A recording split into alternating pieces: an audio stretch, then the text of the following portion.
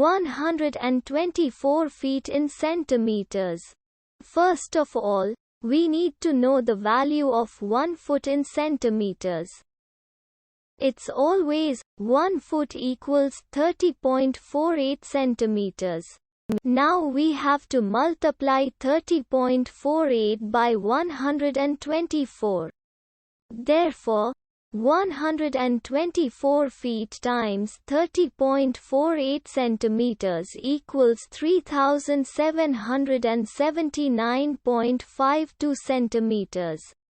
So, in other words, 124 feet equals 3779.52 centimeters. We hope you have enjoyed this video.